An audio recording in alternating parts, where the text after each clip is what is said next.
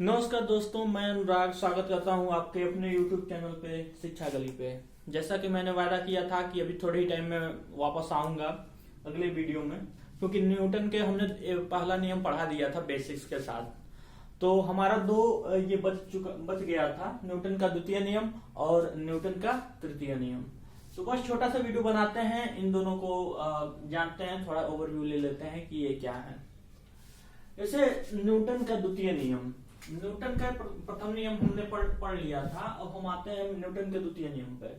Newton का द्वितीय नियम कहता क्या है कि वस्तु की संवेग परिवर्तन की दर, वस्तु की, अभी हम बताते हैं संवेग होता क्या है, पहले नियम जान लीजिए। वस्तु की संवेग परिवर्तन की दर उस पर आरोपित बल के अनुक्रमानुपाती होती है। ठीक है, वस्तु की संवेग परिवर्तन की दर उस पर आरोपित बल के अनुक्रमानुपाती होती है। यानी कि हम किसी वस्तु पे जिस हिसाब से बल लगाएंगे उसी हिसाब से उसका संवेग परिवर्तन होगा, या उल्टा भी कर सकते हैं कि उसमें संवेग परिवर्तन की दर उस पर आरोपित बल के अनुक्रमानुपाती होगा। और जो इसमें क्या होता है, संवेग परिवर्तन की दर कहाँ पे होगा, ये नहीं कि हम किसी पे बल लगा रहे हैं, संवेग परिवर्तन की दर किसी और दिशा में हो। दिशा हमेशा बल की दिशा होगा। यानी हम अगर मान लीजिए कोई सामान है, उसको हम धक्का दे रहे हैं या उस पर बल लगा रहे हैं, उसमें परिवर्तन भी उसी दिशा में ही होगा। यही ये नियम कहता है। और इसमें देखिए क्वेश्चन कैसे पूछता है, इसमें सबसे मतलब इंपॉर्टेंट चीज क्या है कि न्यूटन के द्वितीय नियम में कि क्वेश्चन इसमें पूछता है कि ये देखिए F इक्वल टू m में, इस बचपन से आप पढ़ते आ रहे हैं, ये सीधे सीधे पूछता है कि बल का व्यंजक हम न्यूटन के किस नियम से प्राप्त करते हैं। वो आपको ऑप्शन दे देगा, न्यूटन का प्रथम नियम, द्वितीय नियम, तृतीय नियम, या इनमें से कोई नहीं। तो आपको लगाना होगा क्या, न्यूटन का द्वितीय नियम।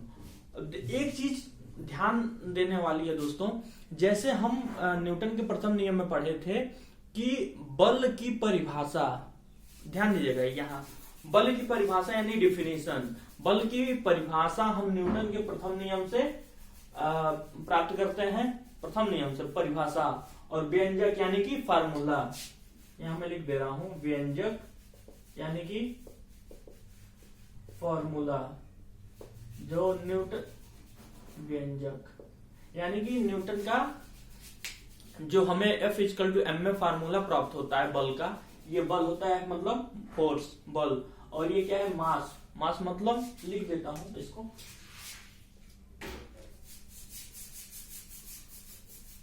फोर्स, मास, और ये होता है एक्सेलरेशन, यानी कि इसको कहते हैं त्वरण, त्वरण बोलते हैं इसे।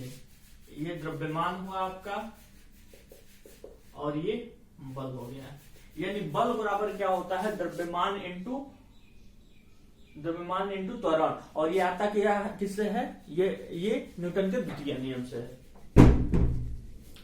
और हमने इस चीज को बस ध्यान रखिएगा कि प्रथम नियम से हमें परिभाषा प्राप्त होता है, दूसरे नियम से उसका व्यंजक यानी कि फार्मूला प्राप्त होता है।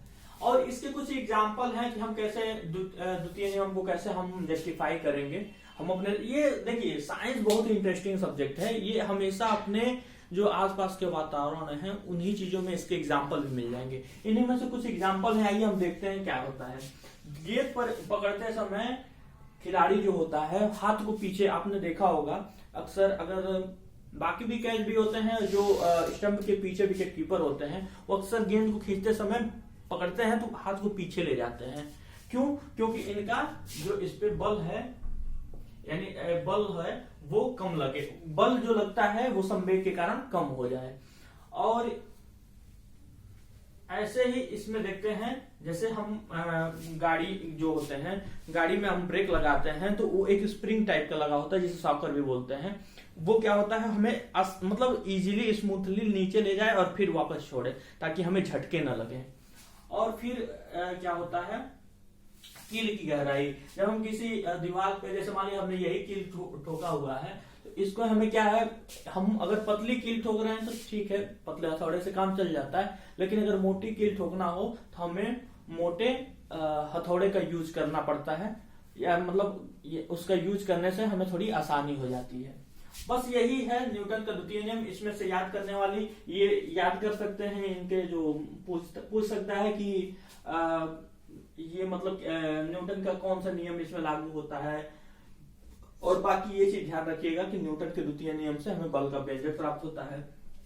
अब हम थोड़ा ये चीज देख लेते हैं, संवेग आवेग होता क्या है, जो टर्म इसमें यूज हुआ है।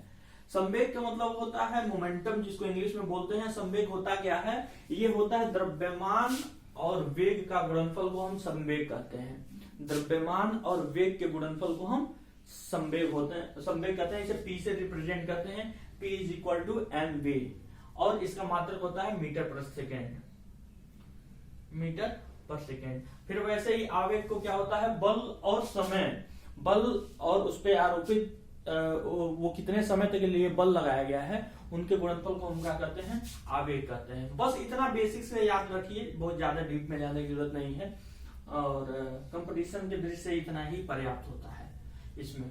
फिर उसके बाद से हम आगे चलते हैं न्यूटन की गति का तृतीय नियम।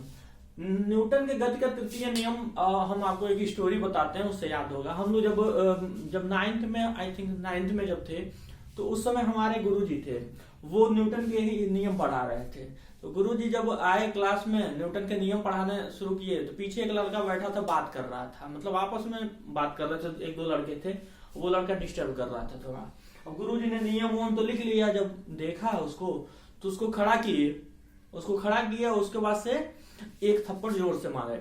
एक थप्पड़ जब जोर से मार दिए तो वो हक्का बक्का रह गया, और जोर से मारने के बाद भी कह रहे हैं कि बहुत बदतमीज हो तुम, मेरा हाथ झंझना गया। हुआ क्या, गुरुजी ने उसको मारा, उनका हाथ झंझना गया, बस यही। और उसके बाद उन्होंने इसी बात को समझाया, मैं आपको बता रहा हूँ। उन्होंने क्या, ये क्या है जो तुम समझे हो, यही न्यूटन का, जो अभी तुम देख रहे हो, पूरे क्लास को बोले जो तुम देख रहे हो वही न्यूटन का तृतीय नियम है, यानी कि क्रिया प्रतिक्रिया के नियम। क्रिया प्रतिक्रिया का नियम होता क्या है कि जब हम किसी वस्तु पे बल लगाते हैं तो अपोजिट साइड में हम पे भी उतना ही बल लगता है। बस यही क्रिया प्रतिक्रिया का नियम होता है। न्यूटन के थर्ड लॉ को क्रिया प्रतिक्रिया नियम इसीलिए कहते हैं, क्योंकि जितना बल हम सामने लगाएंगे उतना ही अपोजिट साइड में भी लगेगा। बस इसका कुछ एग्जाम्पल हम देख लेते हैं। आप लोग रॉकेट देखे होंगे, रॉकेट जो होते हैं जब प्रक्षेपित किए जाते हैं तो वो पीछे से उनके देखते हुए गैस या धुआं या फिर मतलब आग जो निकलता है वो बहुत तेजी से पीछे के निकलता है। जितना तेजी से पीछे से निकलता है उतनी तेजी से रॉकेट को आगे धकेलता है। तो बस इसीलिए ये ठीक। और उसके बाद से अब देखेंगे, ऊंचाई से कूदने पे हमें चोट लगती है, क्यों? मतलब कूदिएगा मत कहीं से, लेकिन फिर भी थोड़ा बहुत प्रैक्टिस कर सकते हैं। मान लीजिए अपने बेड से कूदेंगे तो आप देख सकते हैं थोड़ा बहुत झंझनाहट पैर में होती है, यानी प्रतिक्रिया लगती है कि हम तो कूदे, हम तो बल लगाए नीचे, लेकिन उतना ही बल पृथ्वी से हमको भी लगा है। सेम वही चीज है नाव अगर आपने कहीं देखा होगा, वैसे तो ये चीजें नाव कम हो गई है, लेकिन फिर भी आप देखेंगे अगर कहीं नदी वदी के किनारे, तो नाव पे जब आदमी उतरता है तो जैसे कूदता है तो थोड़ा सा नाव पीछे की तरफ होता है। क्यों? क्योंकि हम आगे की तरफ अपने आप को, शरीर को करते हैं, बल लगाते हैं, तो नाव भी पीछे की तरफ मतलब पैर से जाता है। बस यही है एग्जाम्पल, बस इतना ही, कुछ ज्यादा है नहीं इसमें। इन चीजों को याद कर लीजिएगा। बस एक चीज और थोड़ा ध्यान दीजिएगा, ये चीज पूछा हुआ था इसलिए इसको भी नोट कर लिया साइड में।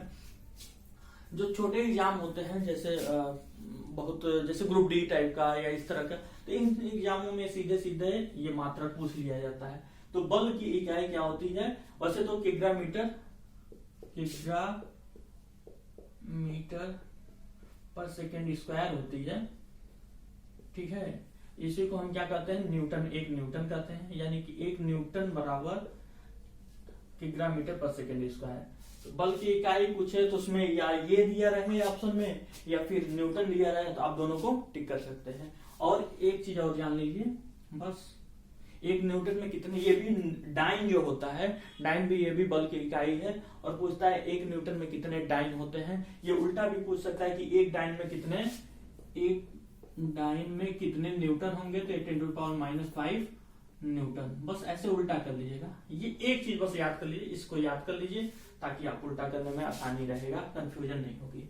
बस यही था हमारा मोशन का ये चीज। और बाकी कुछ एक आध चीजें रह गई हैं, जैसे फ्रिक्शन यानी घर्षण रह गया है, और एक दो चीजें और रह गई हैं। तो बाकी चीजों को हम अगले पार्ट में समेट लेंगे, और तब तक के लिए बने रहिए हमारे साथ। धन्यवाद।